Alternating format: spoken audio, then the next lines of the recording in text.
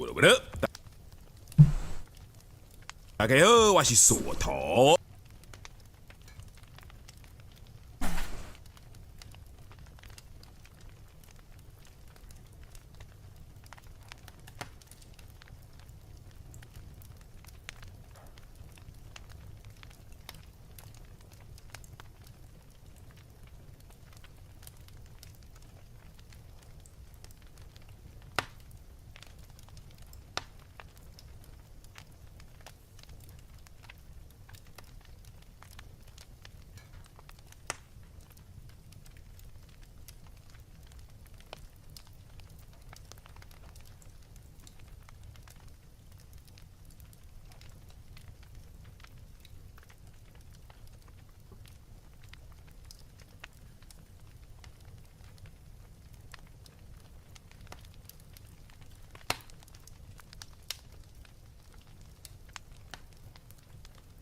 Again, thank you guys so much.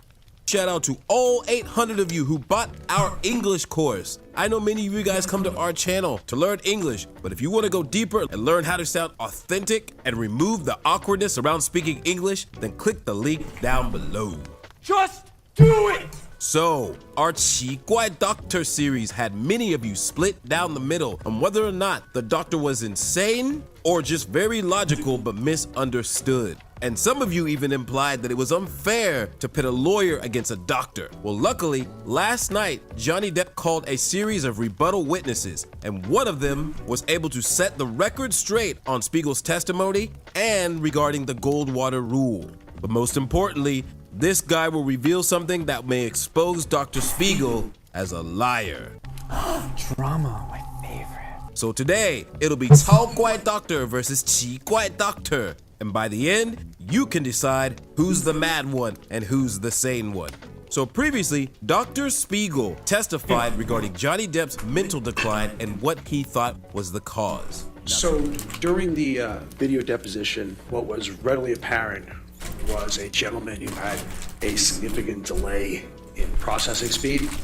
And like I said, when you have a delay in processing speed, many other cognitive functions are going to follow. You're going to be impaired attention, concentration, memory, all that's going to happen. In terms of having to, the speech process, if you heard the deposition, the way the thoughts were conveyed were much more in the way of kind of disconnected, disjointed statements. It wasn't that they were not necessarily understandable, but they didn't have any coherent pattern. You could see there that there was obviously some form of cognitive issue that should not be happening in someone in their mid-50s. And it probably due to the alcohol and substances. And as part of that mini mental state examination, you're asked to remember 3 words and then come back 5 minutes later and repeat those 3 words. Mr. Depp was unable to recall any of them, and that is very unusual for a 50-ish year old male. I don't remember how old he was when he took that. That age group should be remembering 2 or all 3 of those words. Dr. Spiegel, these opinions that you have offered here, do you hold them to within a reasonable degree of medical and psychiatric probability or certainty? Absolutely. Thank you. Now that last part is very important. A reasonable degree of certainty is what doctors and scientists use to determine the accuracy of their research and their opinion. So in plain English, it's how they determine how right or wrong they are. And Dr. Spiegel didn't just say yes, he said absolutely. So let's hear what Dr. Shaw has to say about this. And take note, he has written 3 books all published by the APA, the same organization that created the Goldwater rule. So it is possible for someone to give testimony about a matter without interviewing someone, and there's certain sort of ways that it should be framed. So for example, when Dr. Spiegel was testifying about the report that Mr. Depp was unable to recall these 3 objects, what he could have done is said that I have not personally examined Mr. Depp, so I can't speculate about his cognitive state or ability to function cognitively. However, it is possible that someone who's not able to recall 3 objects could have issues related to substance use, which was what his opinion was. However, what he should have done in expressing his opinion is then have followed up to say that in order to really establish whether these were relevant and significant cognitive deficits, Mr. Depp should have had psychological testing to establish the nature of these deficits. Who's qualified to give an opinion about cognitive deficits and processing speed? It would have to be someone who could conduct the type of neuropsychological testing that I was mentioning. You can't establish cognitive deficits without appropriate neuropsychological testing, and that can only be done by a psychologist or neuropsychologist. So a psychiatrist like Dr. Spiegel would be giving an opinion outside of his area of expertise if he gave an opinion about cognitive deficits that required psychological testing to be further evaluated. Wow. So it turns out Dr. Spiegel wasn't even qualified to give his opinion because it's not his area of expertise. Now, some of you might be thinking, okay, but he is a psychiatrist and he did try to examine Johnny Depp twice, but Johnny Depp refused. Word? 你确定吗? Did you interview Mr. Depp? No, I did not. Did you But- request to I interview? requested to interview Mr. Depp twice, and both times Mr. Depp and his lawyers refused. You understand that the court was twice asked by Ms. Heard's counsel to order a medical exam of Mr. Depp, and those motions were denied. I think your team told the court you didn't want to have them, and the court ruled on them, right? I don't think the court proactively did it. You kind of had a motion to them, right? No, when Ms. Heard's lawyers moved for them and asked for them and did not get them. Isn't that right, sir? If you're saying that's what happened, my understanding of was that you all did not want him to undergo one.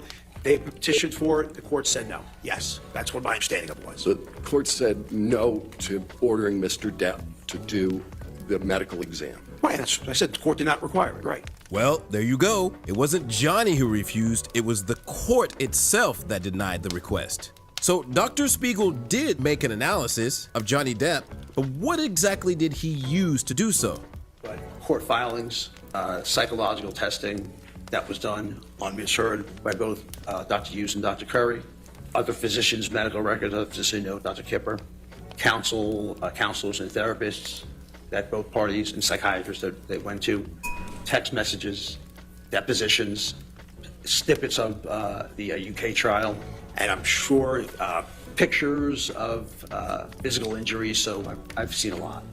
All right, so we had a lot of secondhand information, similar to Don Hughes' situation. But like he argued before, and he had a good point, that even though the Goldwater standard frowns upon doctors making a diagnosis on someone who they haven't examined in person, that many doctors do it anyway. And that if they didn't, forensic psychology would cease to exist. But there are a few tiny details that Dr. Spiegel missed, and Dr. Shaw is going to lay them out for you. Dr. Spiegel yesterday testified about the practice of forensic psychiatry. Do you recall that testimony? Yes, I do. Are there professional standards that govern the practice of forensic psychiatry? Yes, there are. And what organizations have issued those standards? One of the primary organizations that has issued guidelines about the practice of forensic psychiatry is called the American Academy of Psychiatry and the Law. This is an organization that represents forensic psychiatrists. It has published guidelines about what constitutes an ethical and sound practice of doing a forensic assessment and providing a psychiatric opinion. So this guideline, I think was published in 2015, actually contains many elements that are consistent with the Goldwater rule. The guidelines do state that it is reasonable or permitted to provide an opinion without an evaluation, but if you're going to do that, there's some things that you have to really make clear in your opinion when you express that opinion. And the first is that you have to acknowledge the limitations of your opinion and not, like Dr. Spiegel, say that his opinion was held with a degree of medical certainty. You have to explain what's missing, what data you did not have that you were not able to rely upon in coming to that opinion. You also have to talk about what additional information you would need to come to that opinion. And even though these guidelines say it's permissible to do this, the text is still not fully in support of psychiatrists doing this. So their statements are that opinions rendered without a proper database, which is what we as psychiatrists rely upon to make diagnoses and give opinions, professional opinions, is questionable and not generally recommended. Did you form an opinion about Dr. Spiegel's testimony with respect to these practice guidelines? Yes, I did. And what is your opinion? Well, my opinion is that he did not follow those guidelines. So, for example, he did not have consent. He did not do even a basic evaluation of Mr. Depp. When he gave his opinions, as I just mentioned, he said they were opinions that he had to a degree of medical certainty, and he did not make any statements about what other additional information he would have wanted to make that opinion. So, for example, when asked about should neuropsychological testing be performed, he said most patients don't have access to that, which is actually not at all true. I mean, every medical school has neuropsychologists that can do testing. So I think that was an unfortunate statement. So I think those are the primary ways in which the Goldwater rule was violated, and the practice guidelines were not adhered to. Damn. So to me, Dr. Shaw laid it out pretty clear where Dr. Spiegel went wrong in his diagnostic process. It was at this moment that he knew. He fucked up. Now in this next clip, Amber Heard's lawyers did try to come back and nail Dr. Shaw and Cross, but it didn't work out the way they wanted. And I want you to pay close attention to how Dr. Shaw responds to the questions versus how Dr. Spiegel responded in his previous testimony. You're not offering any opinion as to Mr. Depp's psychology, correct? That's correct. You know of no case where an expert has been excluded from testifying based on the Goldwater rule, correct? I don't know about the whole universe of cases. It's possible, but I don't know personally about one. And before this case, you've never offered an opinion on the Goldwater rule before, correct? That's correct. And you've never written an article on the Goldwater rule, correct? I have not. And you've never given a presentation on the Goldwater rule, correct? I have not. And you've never been on any committees regarding the Goldwater rule, correct? I have not. And you agree that you've testified that there are exceptions to the Goldwater rule about having to interview the subject, right? Yes. And you understand that Dr. Spiegel requested to meet with Mr. Depp twice, but Mr. Depp declined, correct? I'm aware of that. And Dr. Spiegel stated in his designation and at trial yesterday that he did not meet with Mr. Depp, right? Yes. Okay. Dr. Shaw, have you seen the opinions of the Ethics Committee on the Principles of Medical Ethics? Yes. You see where it's highlighted here? Yes. And it says psychiatrists have also argued that the Goldwater rule is not sound because psychiatrists are sometimes asked to render Objection, opinions. hearsay. He's an expert. Without conducting an examination of an individual, examples occur in particular in certain forensic cases and consultative roles. This objection attempts to subsume the rule with its exceptions. What this objection misses, however, is that the rendering of expertise and/or an opinion in these contexts is permissible because there is a court authorization for the examination or an opinion without examination, and this work is conducted within an evaluative framework, including parameters for how and where the information may be used or disseminated. You see that? I do, yes. And this court authorized Dr. Spiegel to testify in this case, correct? Yes. Thank you. I have nothing further. So to me, this guy, 真的是超乖 doctor. He speaks clearly when making his points. He's not combative when being asked questions by Heard's team. And most importantly, he's humble as fuck. So I think if Qiguai Doctor had been a little bit more like this guy, his testimony might have gone a lot better and his Google ratings wouldn't have taken the hit that they did. Now, this was just one of the rebuttal witnesses that Johnny Depp called. And in the next episode, you're gonna hear one witness drop a bomb and blow a hole into Amber Heard's testimony, which makes it clear that Amber Heard is lying her ass off. So, stick around for that, and I'll see you on the flip side. Peace!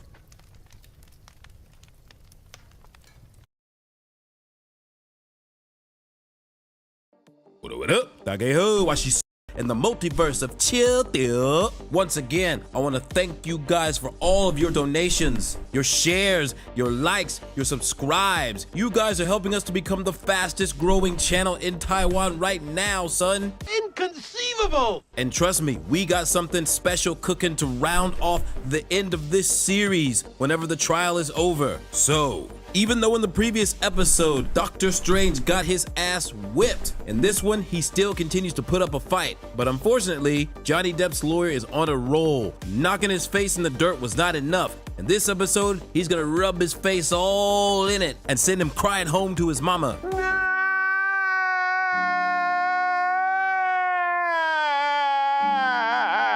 So in this first clip, it appears that the Mad Doctor has been engaging in name-calling of Johnny Depp.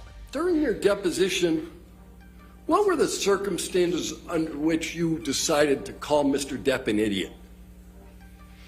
Under somebody called Mr. Depp an idiot? Yeah, you called Mr. Depp an idiot in your deposition. Why? Okay. So I think it was in the context. Probably should read the context of it, because I think the context was, and I'm trying to think back, okay? And what I thought it was related to was if you're coming to some deposition, okay? And again, I'm thinking back, so you have it in front of you. I don't. So I'm thinking back where he's coming in from Europe for a deposition, video deposition that he gave, and he took it overnight the night before. And what I think I said was that if you're going to do a major thing to a trial that you're involved with, I think you'd be an idiot to come in the night before. All right. So I didn't call Mr. Depp an idiot. I certainly called that planning an idiot. I didn't call him an idiot. So the words, so I mean he's an idiot, are mistranscribed? No, I'm sure, again, if I said it in that, if you're just reading one line, one snippet, I'm sure it was in the context I just said. But again, you have it in front of you, I don't. Yeah. Is idiot a professional opinion? I wasn't rendering professional opinion, Yeah. no. Is it a psychiatric opinion? And that follows the Goldwater rule.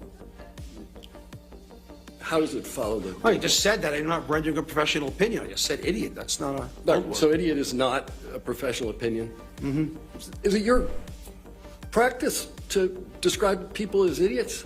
In my practice, no, I don't describe people, my clinical cases as idiots or patients as idiots or victims as idiots. No, sir. But you sat for a deposition in this case and described the plaintiff as an idiot, correct?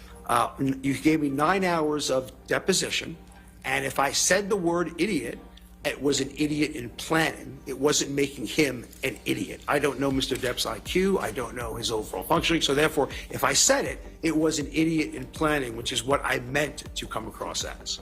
All right. So you did say you don't know his overall functioning, but you made some testimony today as to some evaluations you made relative to his functioning. You would agree with me that it's probably a good idea to think about the questions that are asked you in a court proceeding before answering. Am I allowed to answer that question? Yes. Okay.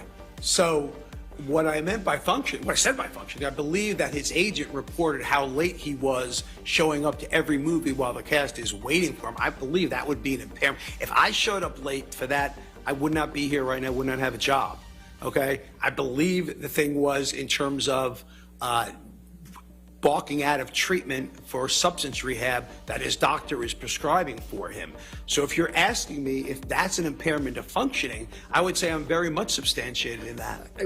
我靠，这个 Doctor 应该跟 Amber Heard 一样同一种病耶，他们两个真的没办法负责任。但是卖缓了，等一下 Johnny Depp 的律师会让他说出来他应该很少讲的3个字。And then Johnny Depp's lawyer is going to do the legal equivalent of pulling the doctor's pants down in front of the entire courtroom. You compared pirates to the to the depositions given in this case. Then I apologize for what I said. Then I misspoke. You misspoke? You didn't make a comparison? Right now, just a second ago? Just a second ago, I may have said that I misspoke. I apologize, I misspoke. Okay. Because you know you can't compare pirates to sworn testimony, right? Yes. Okay. But you can, but as an aside, you can judge someone's processing speed at any time. Like I'm judging yours right now, you're judging mine. We all judge processing speed as a baseline because of what we know about each other. I would say your process speed right now is not slow. So, I mean, we're judging processing speed. I'm just saying to you. Yeah. But no, any of Mr.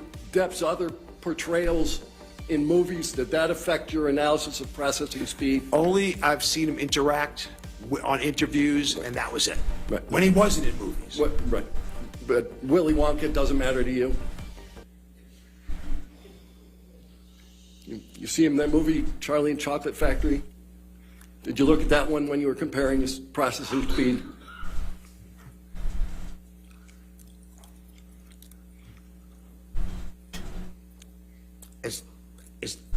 Do I have to answer that question, Your Honor?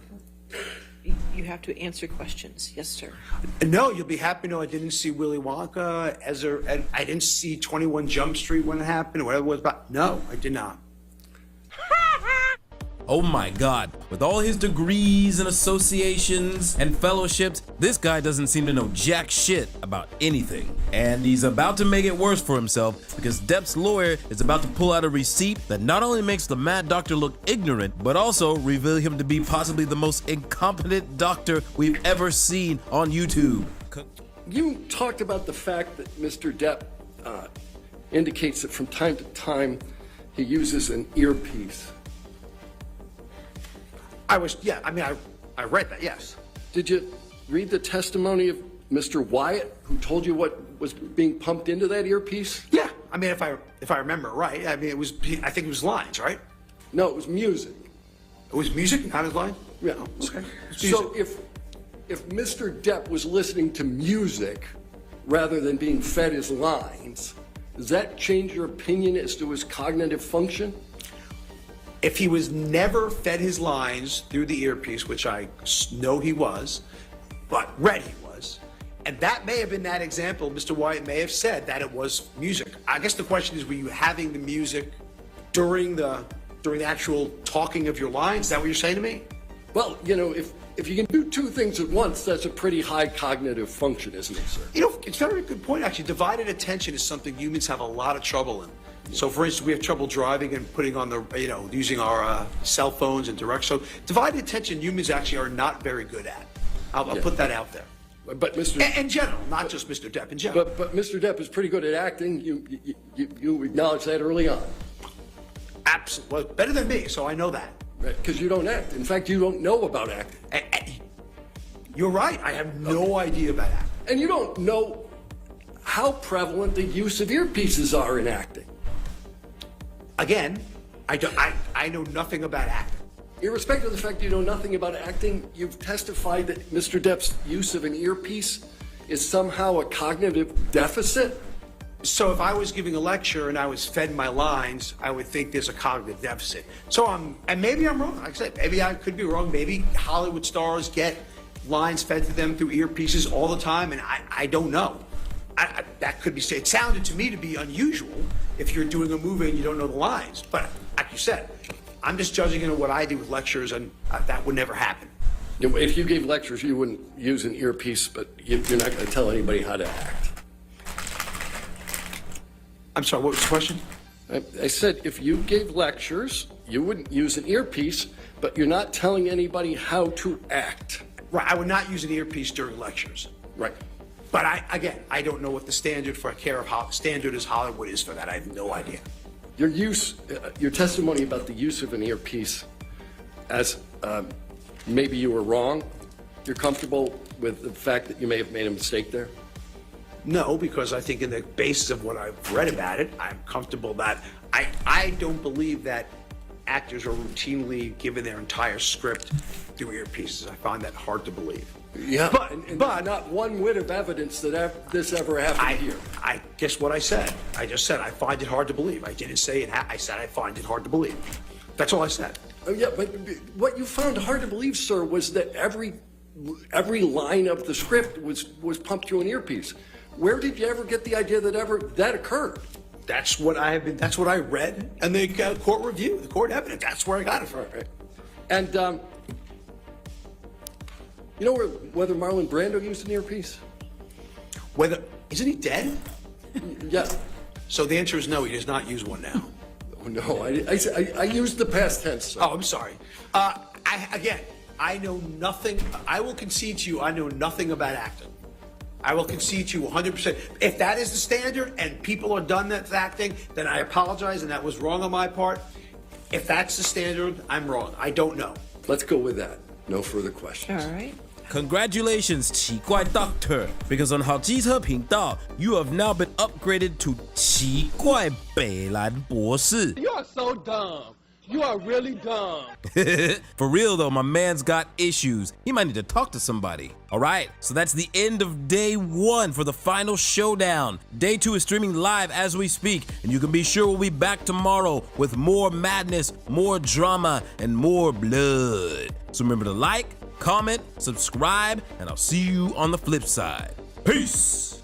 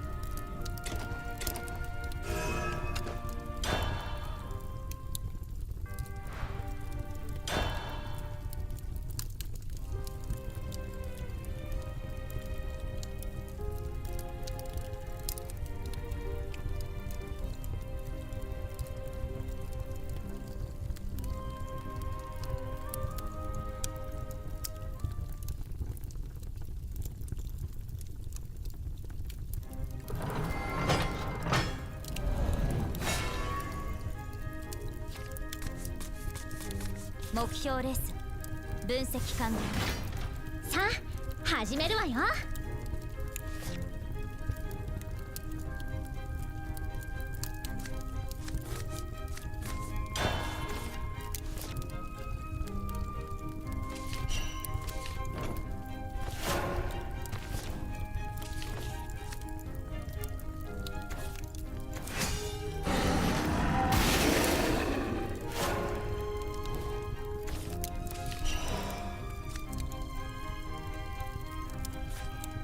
全てが終わる。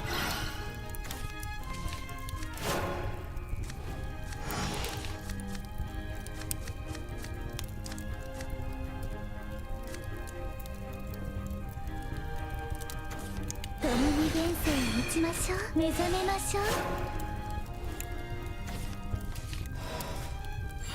電磁最高。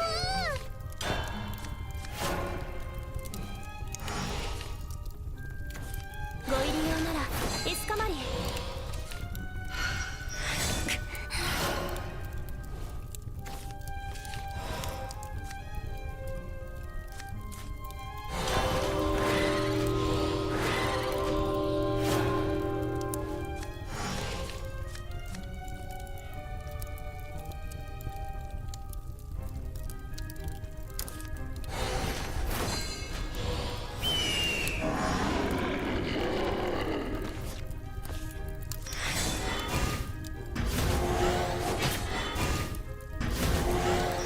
ダメージ。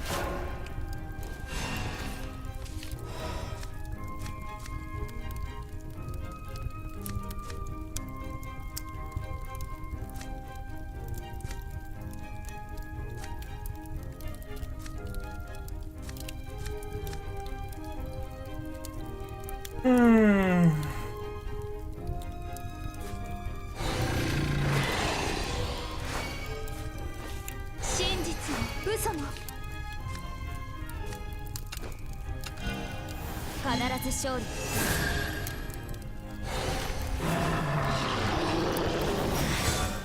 またのご利用を。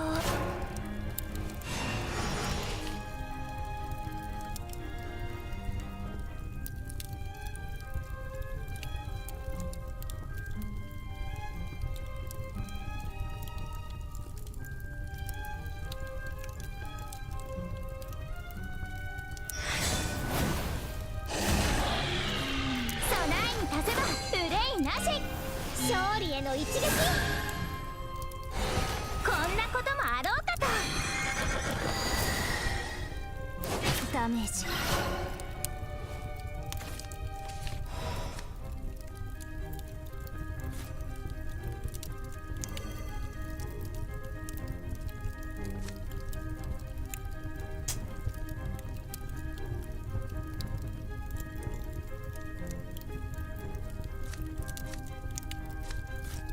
銃は私の王子様。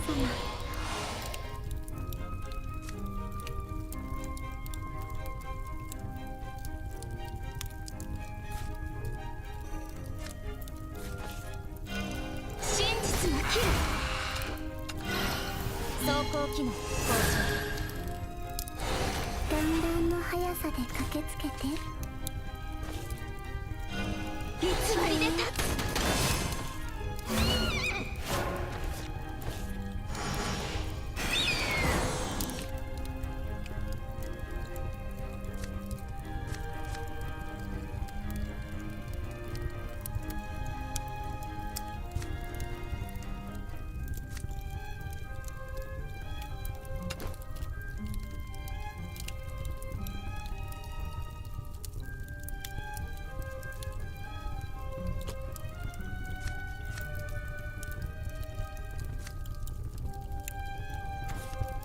象が今花開く。ダメージ警備。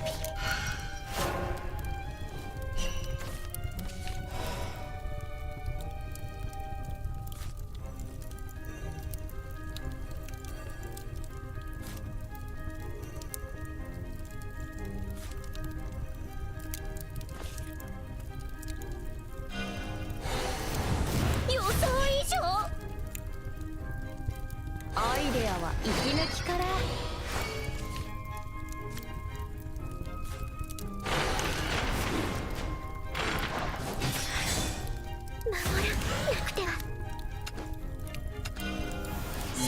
得るため脱走じゃなくてこの道かな。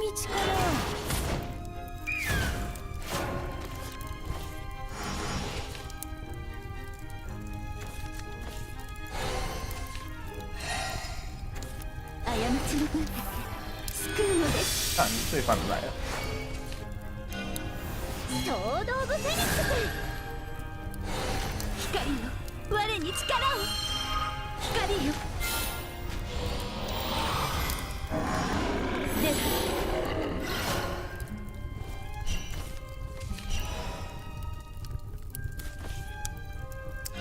我は来帝、導く光なんてな。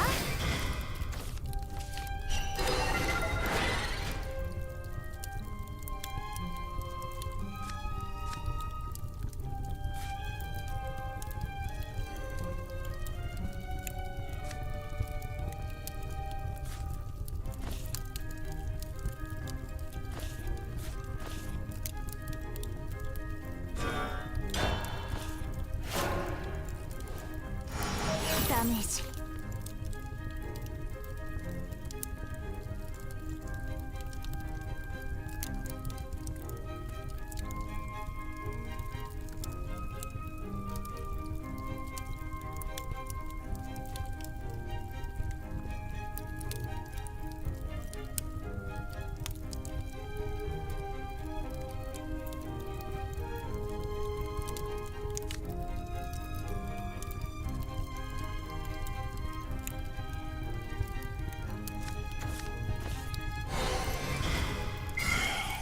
行きますよ。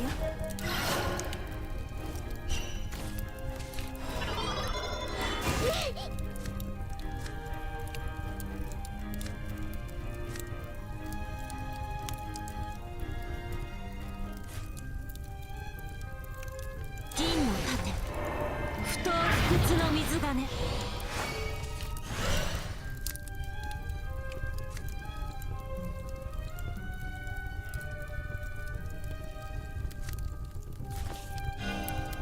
クッキー最高すぎか。遮る。ダメージ。明日も生きれる。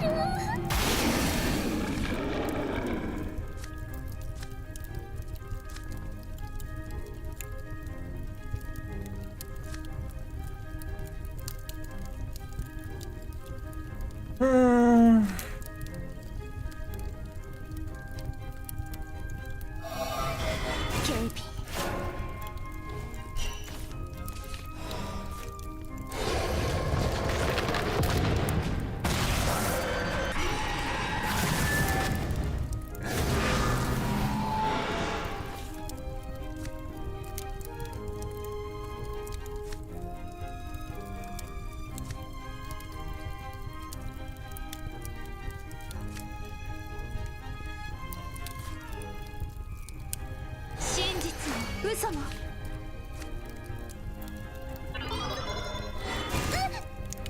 貫く誓いを。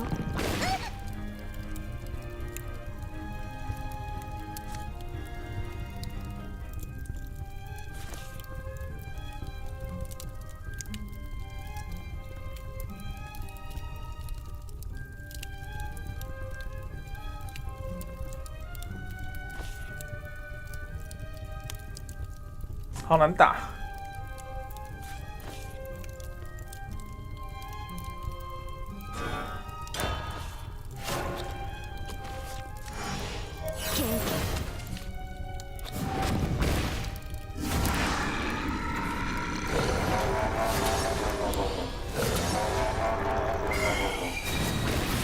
滅びはない。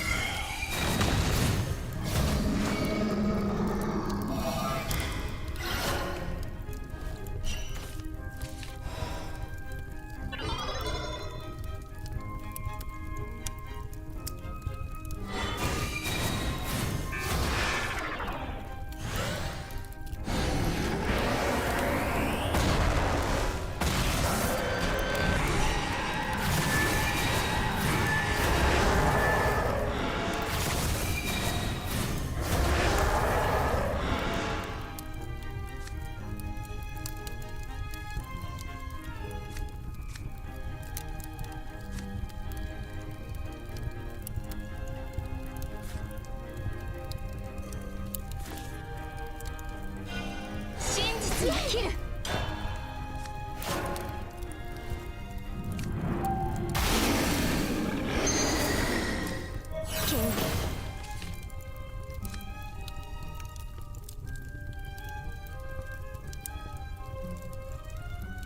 你可以空过我不反对，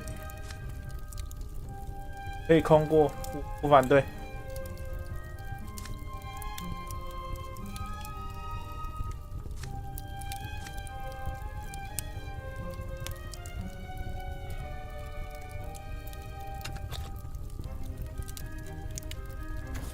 恐れるな、眠ろう。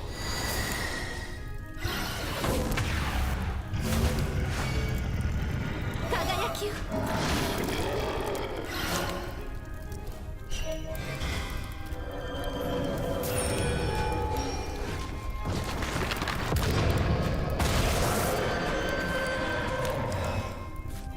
銃は私の王子様。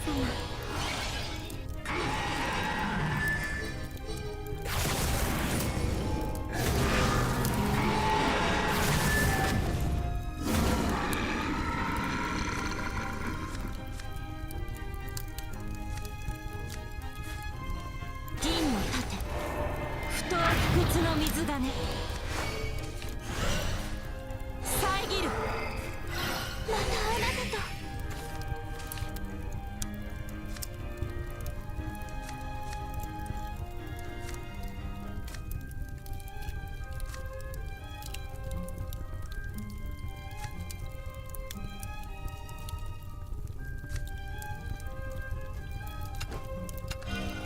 必ず勝利。堅牢の意志、形となりて。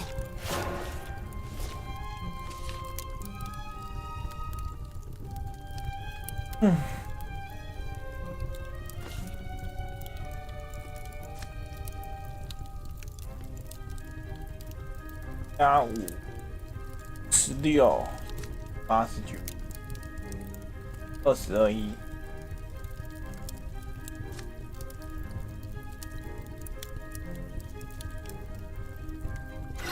これがあなたの日頃の行い。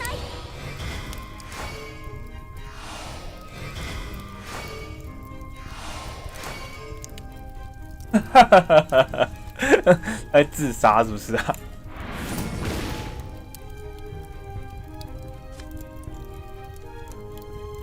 在自杀吗？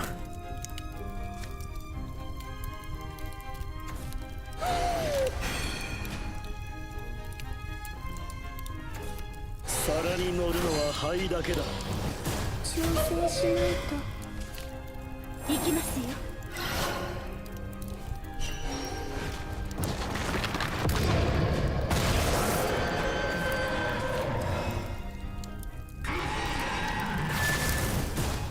神に引き渡す。貫く誓いを。推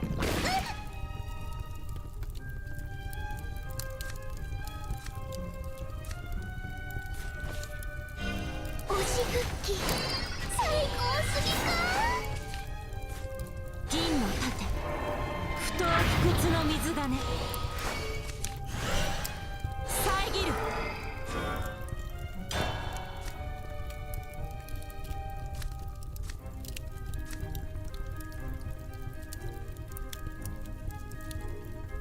他是头，这是拔线呐、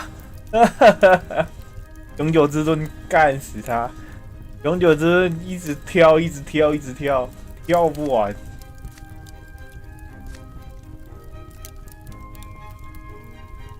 这一组牌第二个拔线呢、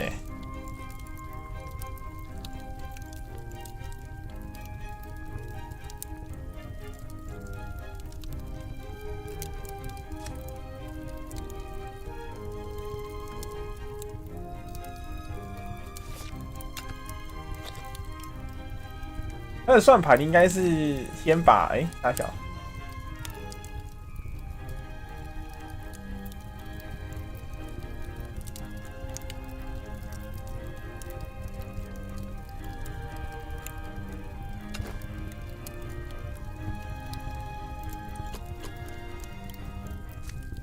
他的算盘应该是用那一张耗死我，那种枪击手。守るものがあるのに。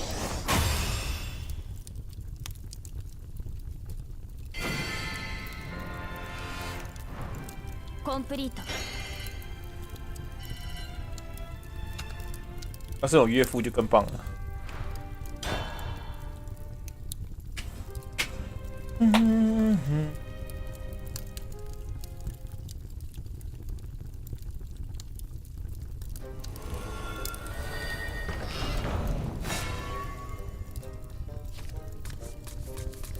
目標レース分析完了。僕以外の世界はいらない。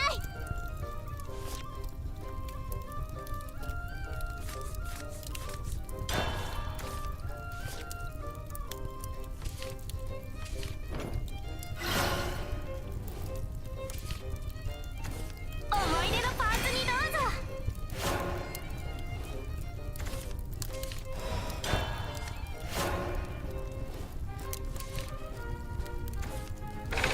哭啊！行。警備。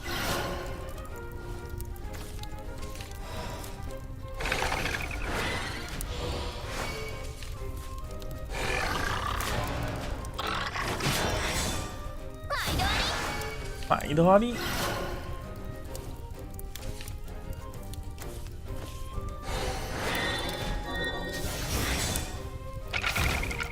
警備。果たせ作られし意味を。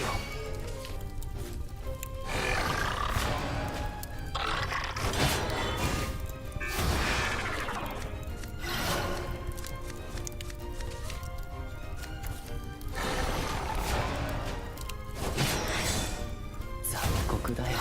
引き金って軽いのね。哇，这个墙我也想要。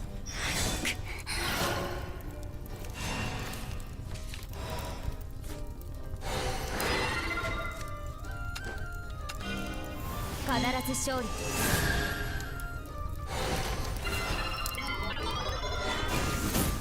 糸も切れた。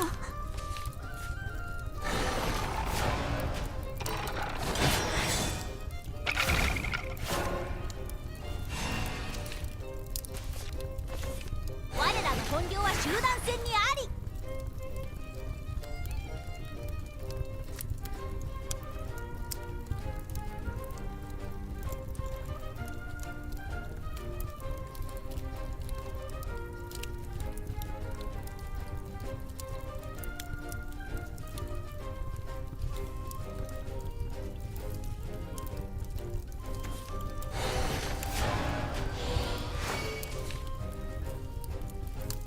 特罗尔。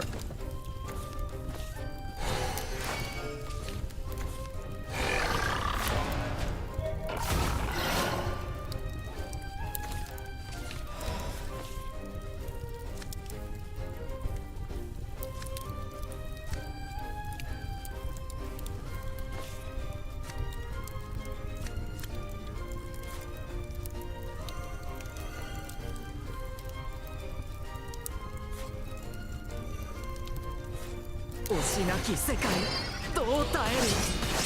待たせたぞ。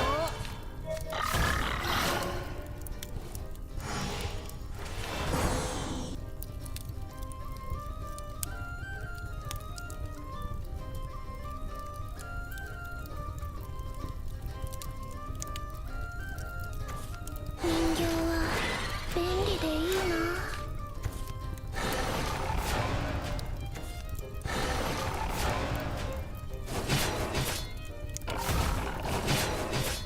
いつまでも待つさ。カメヒアジーニアスーツ出動。次が本番さ。みんなの思いでコロルができたの。好美哦！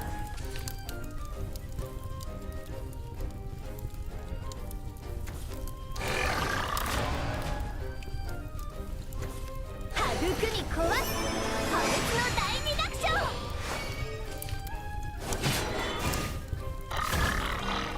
黒の勝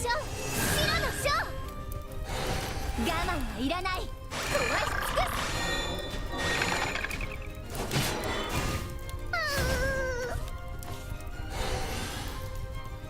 す。ダメージ。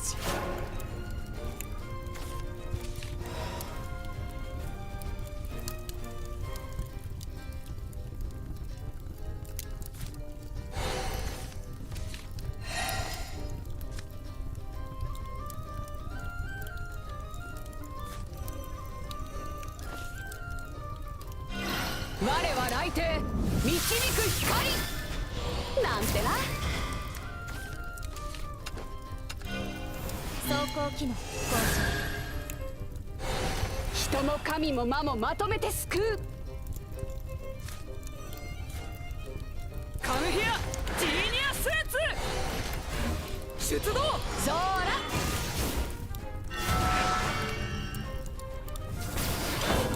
どうだった？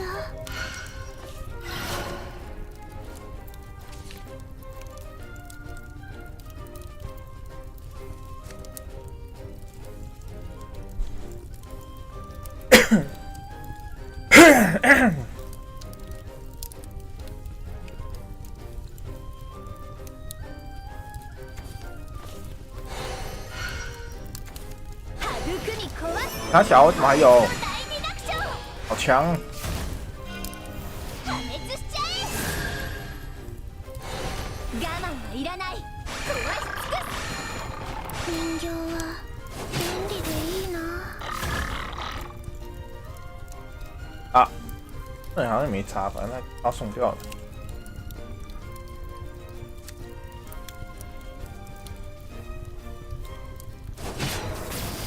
それじゃまたな。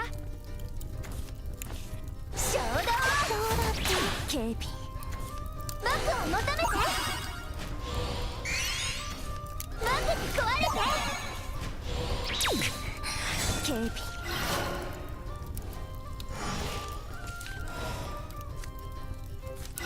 またあなたと。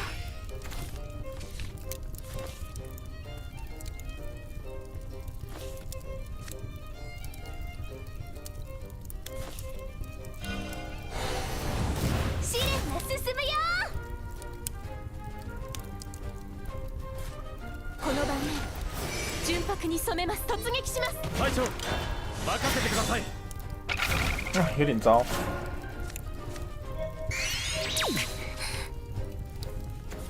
僕に壊れて。出力に問題あり。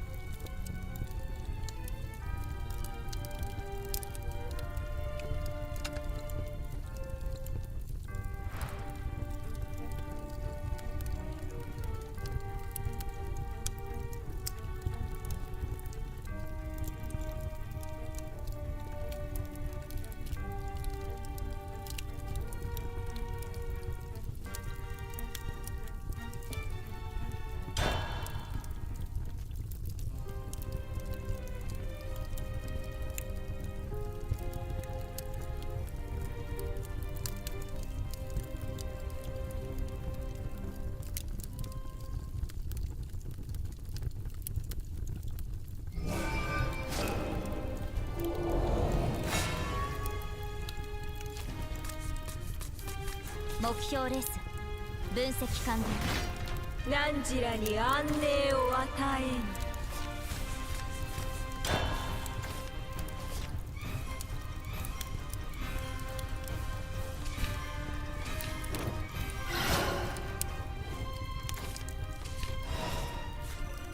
カムヒアジーニアスーツ。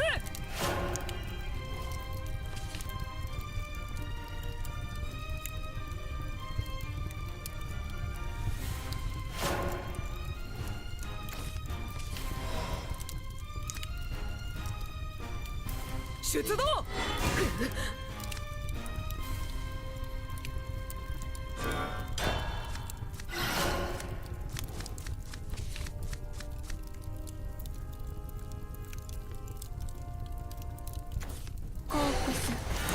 にキューティー。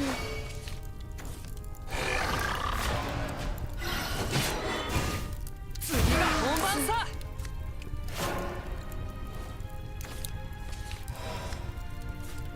我らの本領は集団戦にあり。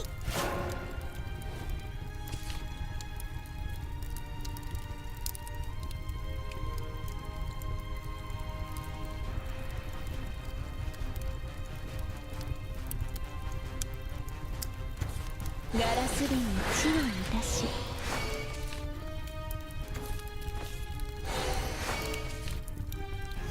ダメージ。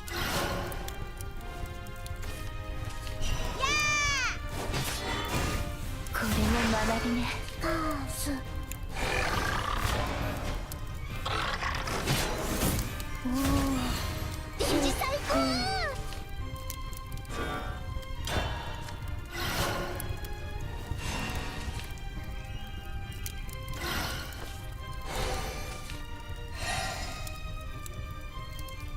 看天使的那种能力强啊，能力强。ガラス瓶に血を満たし、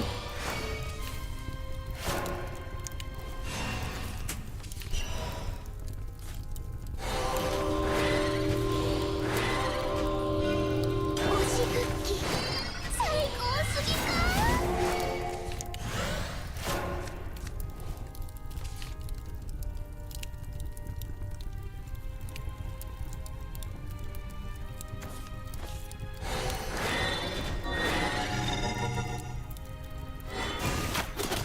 明日も生きれる。推しクッキー最高すぎか。これも学びね。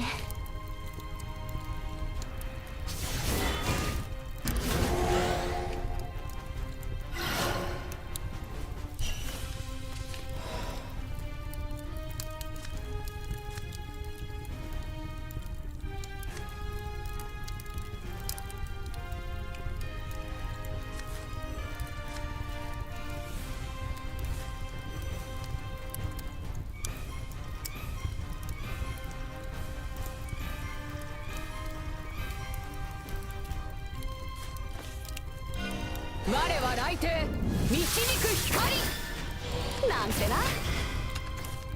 なんだと。必ず勝利。人も神もそら。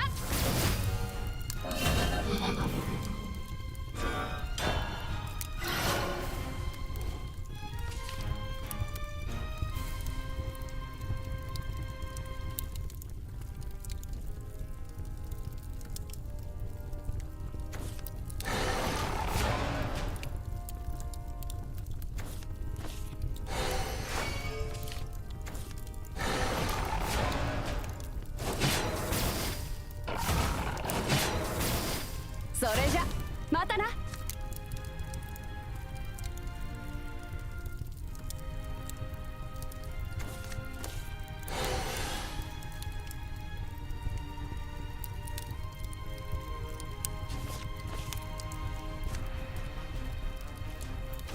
ダメージ。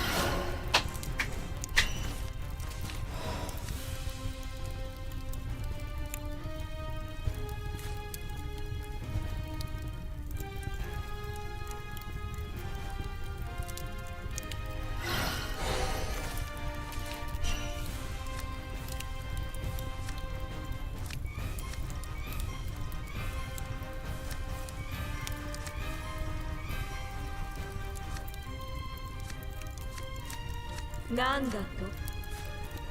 果たせ作られし意味を。なんだと。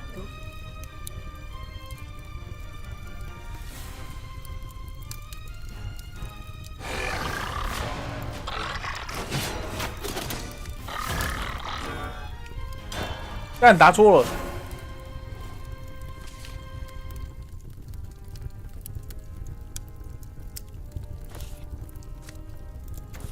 我の役目は礎なり。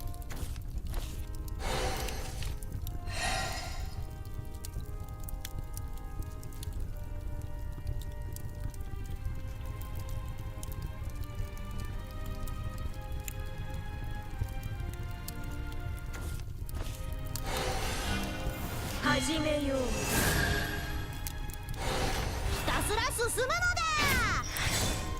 残酷だよ。ダメージ。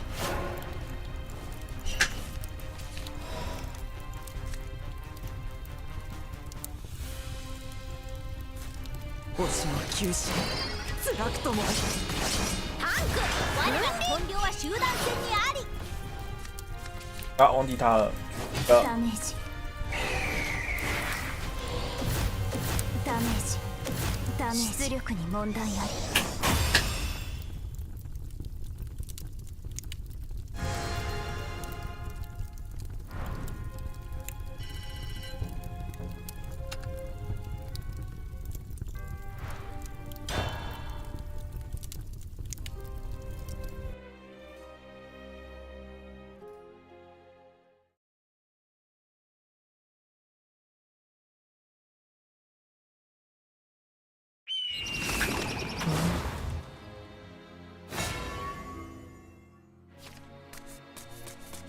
目標レース分析完了。光があなたを導くでしょう。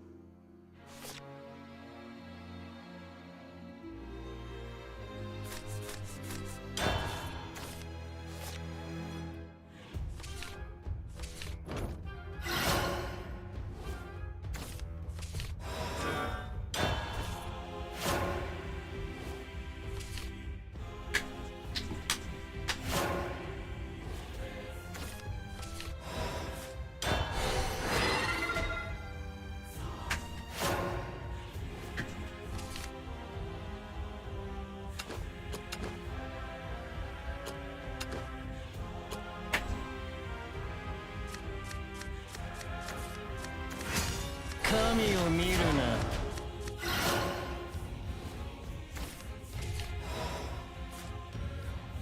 アイデアは息抜きから。真実も嘘も。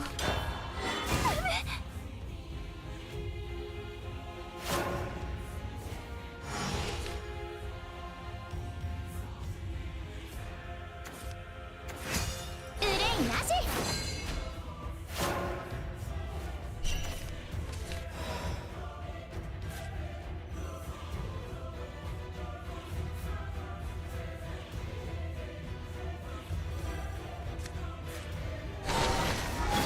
この道かな。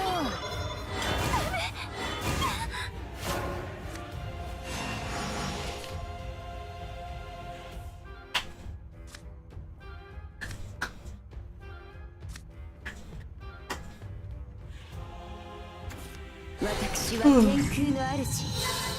冠は輝く。これで決めます。これは未来の輝き。警備。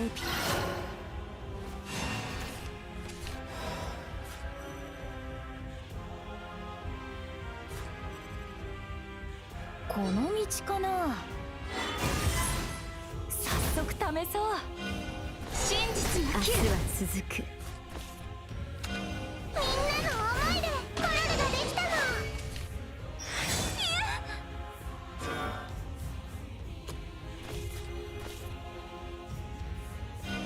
偽りで立つ。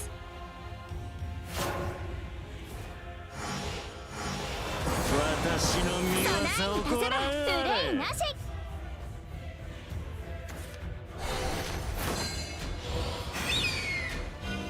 ここからです。こんなこともあろうかと。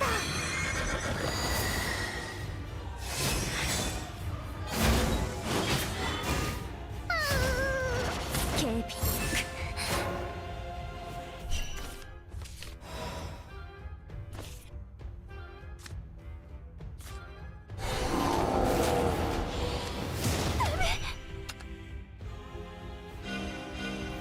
必ず勝利。これが見業。予想以上。私の王子様。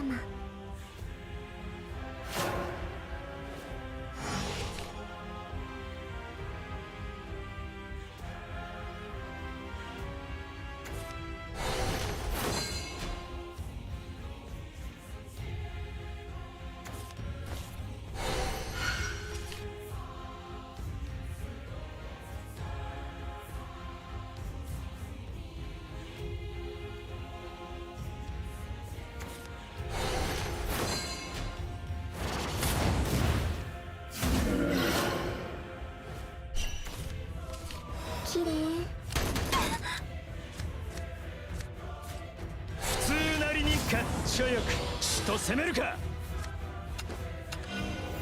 走行機能慣れねえ加速だ。死と攻めるか。死と攻めるか。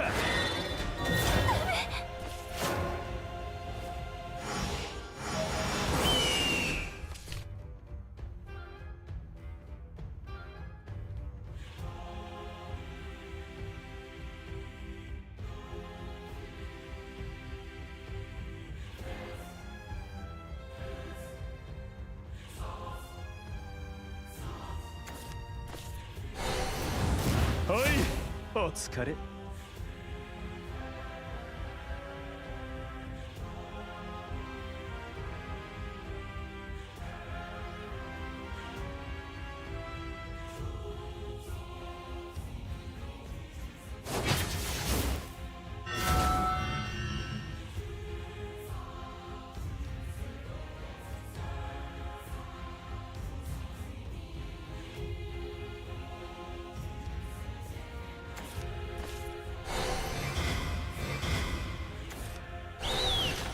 对啊。修正しないと。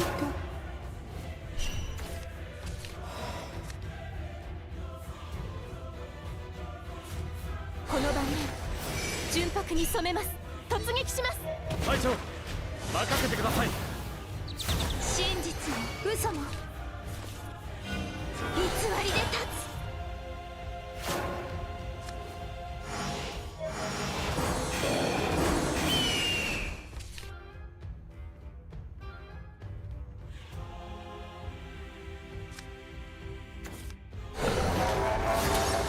やっべ。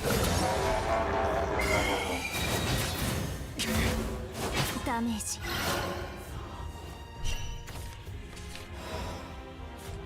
表情は笑顔で固定。銃は私の王子様。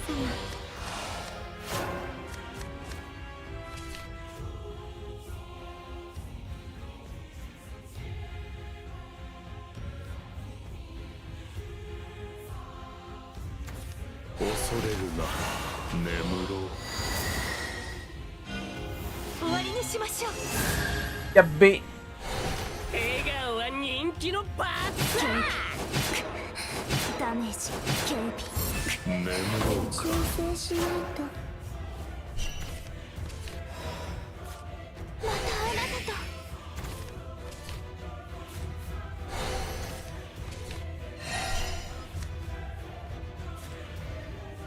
果たせ作られし意味を。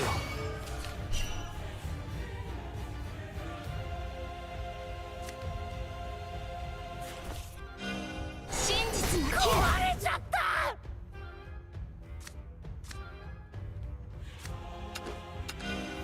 勝利を得るために。あらゆる歯車の全うしろ。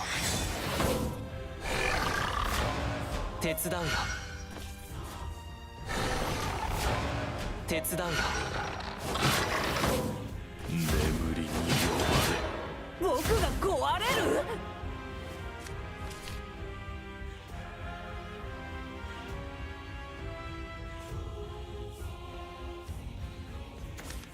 白だけでは生きられない。あ、僕だよ。ダメージダメージ。出力に問題あり。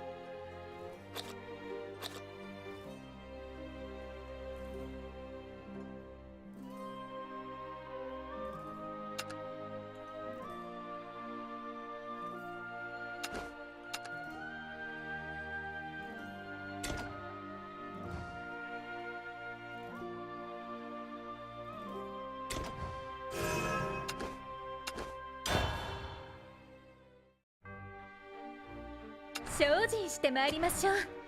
精進してまいりましょう。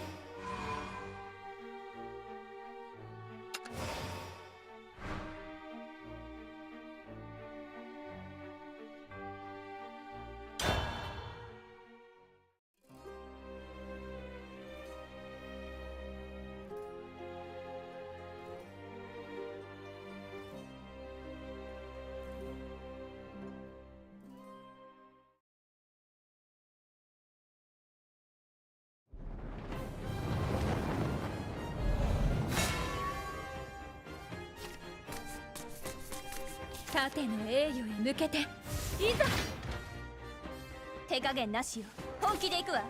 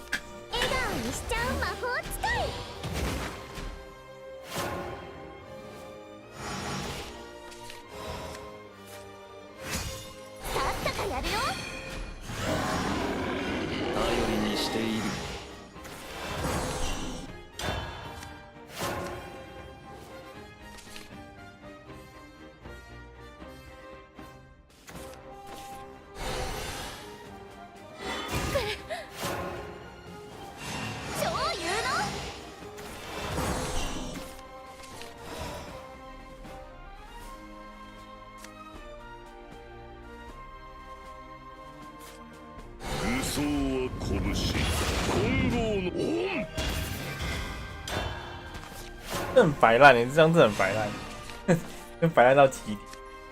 我觉得交战时消失它真是很靠背。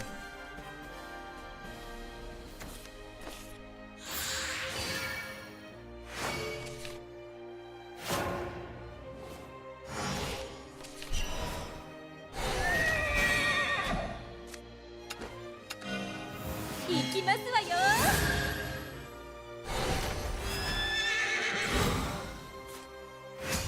いい風だ。神を見る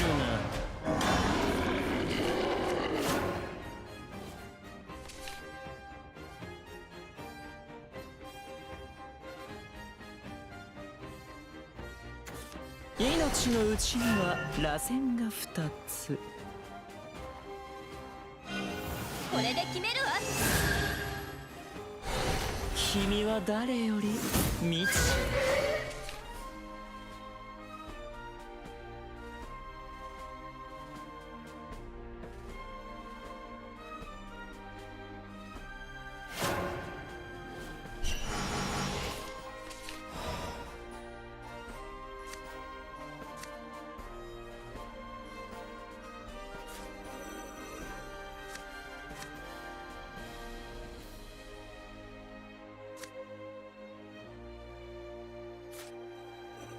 鳥かごをこじ開ける。俺に続け。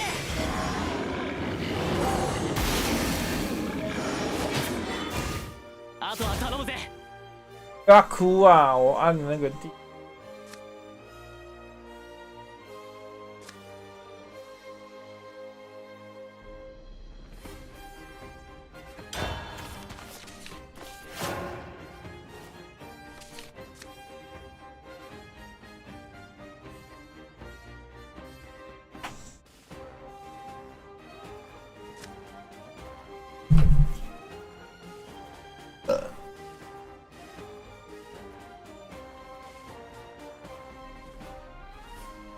过了。巻物が教えてくれる。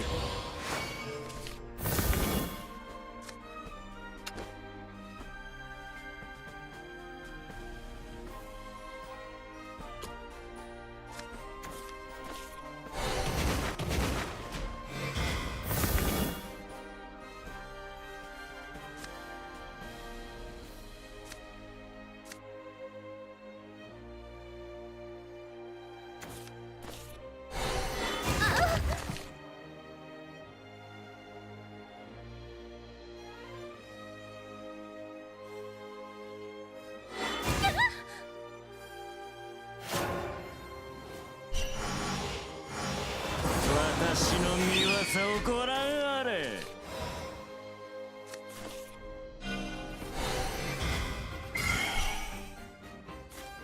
迷う俺にぴったりの場所。優雅に。人間様に病は去る。読み足りないのか。ダメ。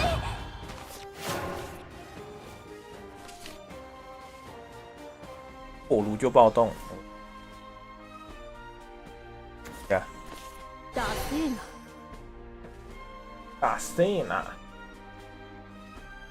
打谁啊？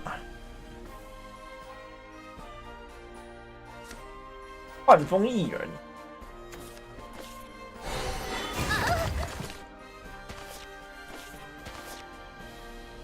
他直接给我脸8嘛？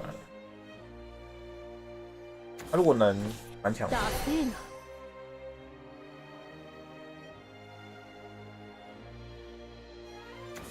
打ち上げ失敗。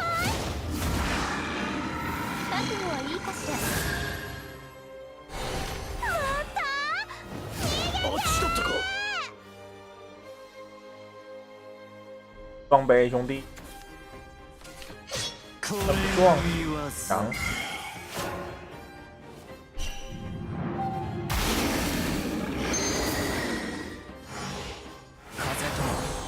大いなる見業。風で道。白だけでは生きられない。次はないぞ。そんな。何がいけないんだろう。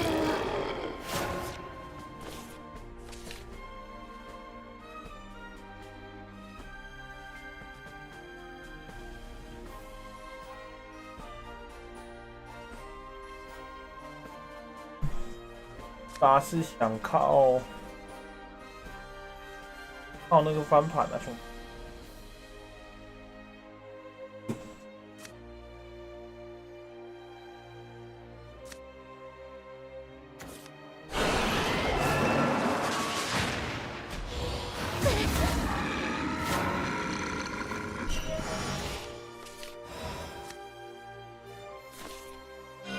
この額を仰いでゆけ。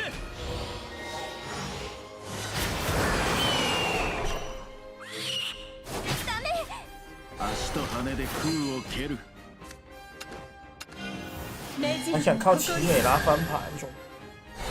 皆様ご質問は？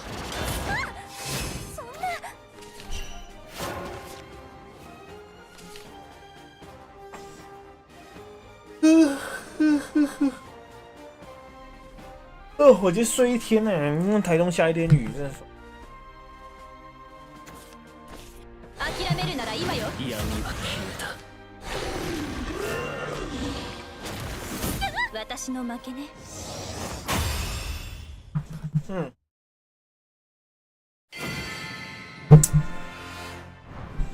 覚悟の違いですわ。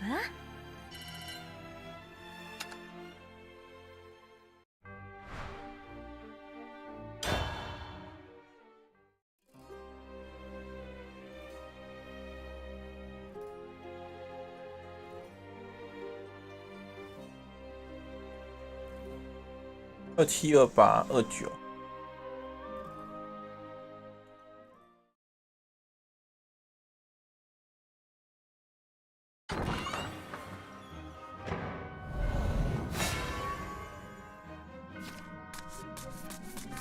盾の栄誉へ向けていざ。さえずることさえ許しはしないわ。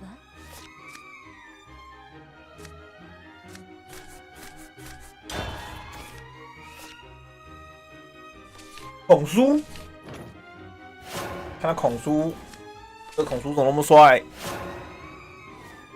帅过头了吧？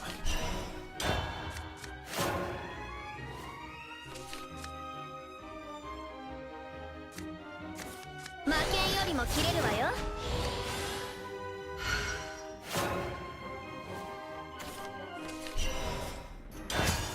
さっさかやるよ。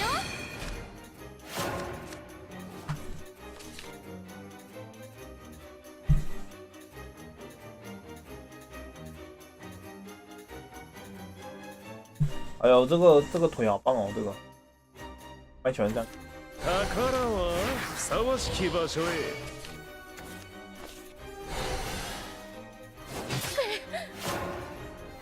啊！さっさかやるよ。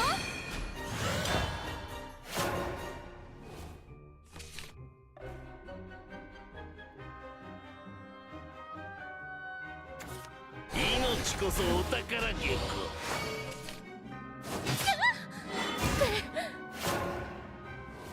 超有能超有能。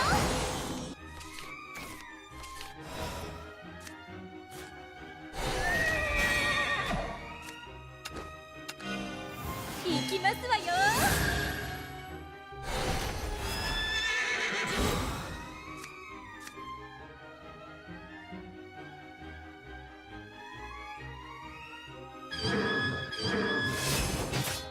美味しくするわ。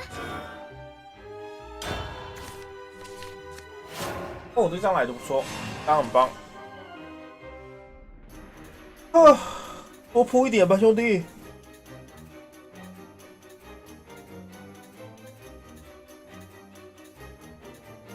他也是跟我换而已，没差。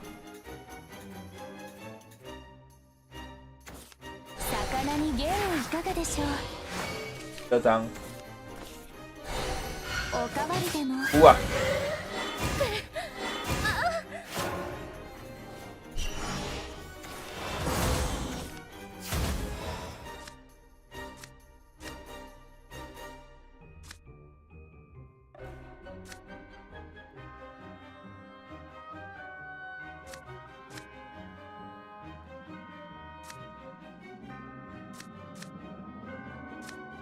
难办，快！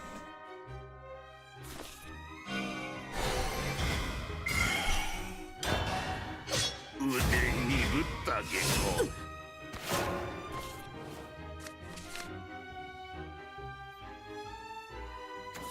剣は私を裏切らない。隊長、行け。任せてください。行け行け。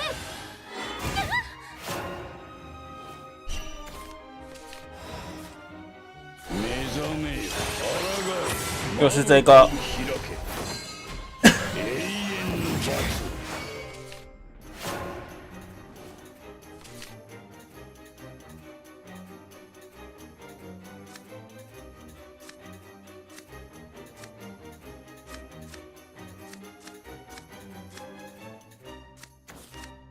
してみたす。満ちて勝える。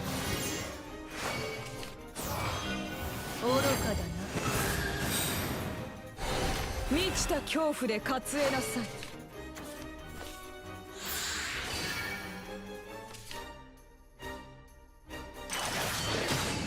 試練は進むのだ。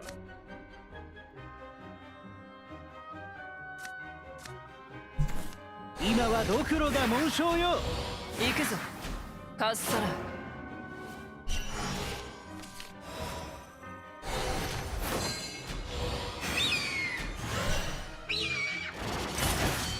試練は進みます。神よ輝きます。引き上げだ。優雅に神の目に留那怕应该是怕他巴菲打火枪手，火枪手的视野。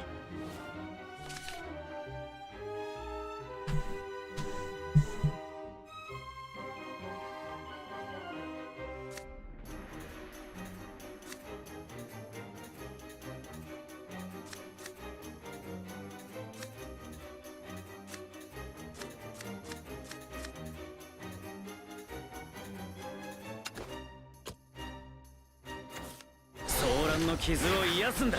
隊長任せてください。幸せを届けリンゴーン。あがいてみせる。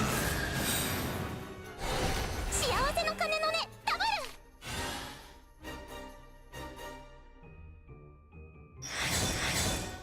陰りました。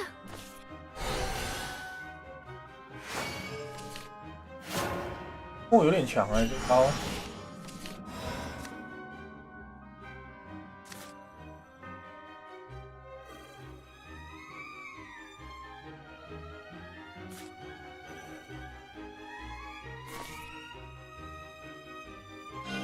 険しき道を。鳥かごをこじ開ける。俺に続け。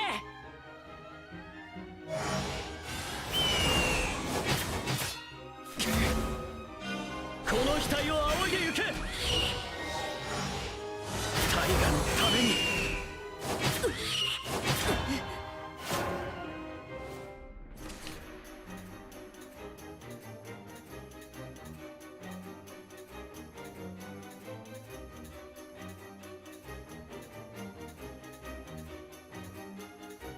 打的有点早。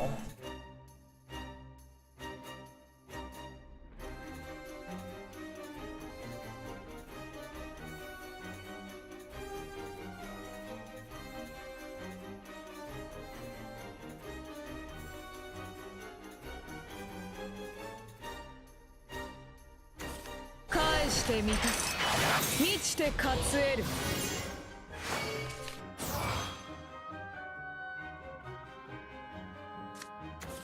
どうしよう。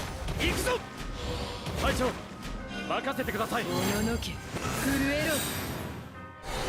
満ちた恐怖で勝えなさい。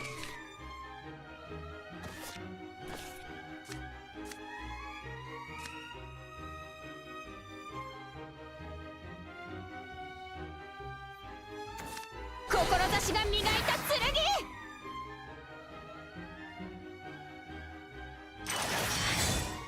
闇は消えた。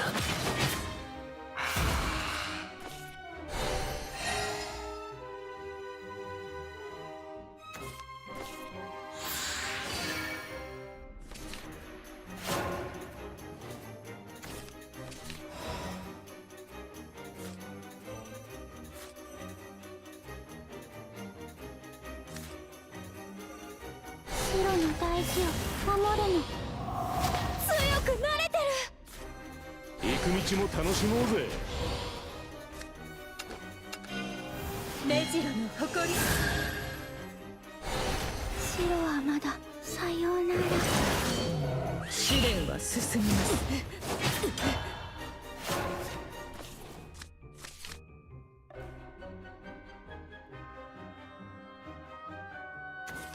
魚に芸をいかがでしょう。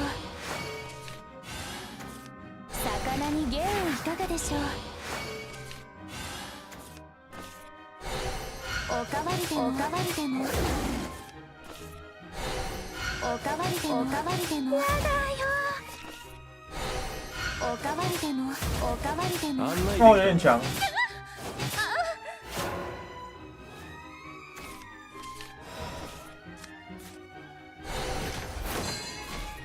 武装は拳混合のお前を俺にぴったりの場所太陽輝きます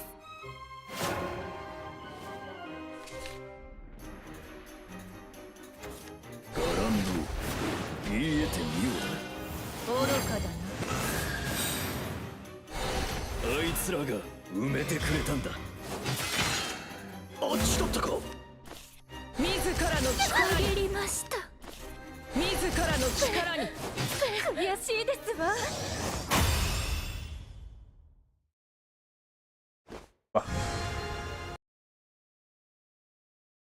厕所。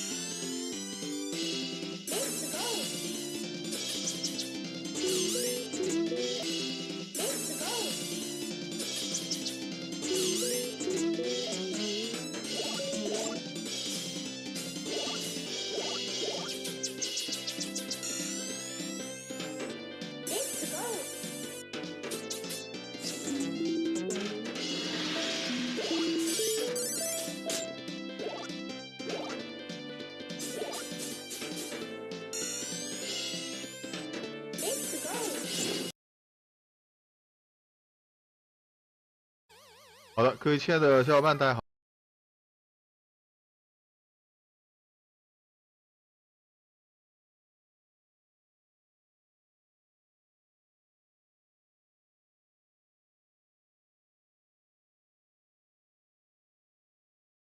Hello， 大家好，这里是大叔，今天给大家吃到红色的白雪王尼克决定，大家介绍你猜3个选择，也不如来一个老虎机，这就是什么也没对上。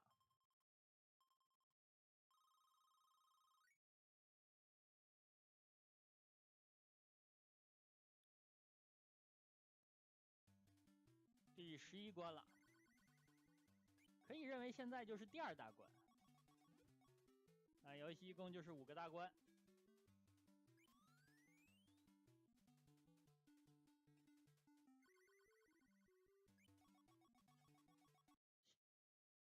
这里进入了一个隐藏的奖励。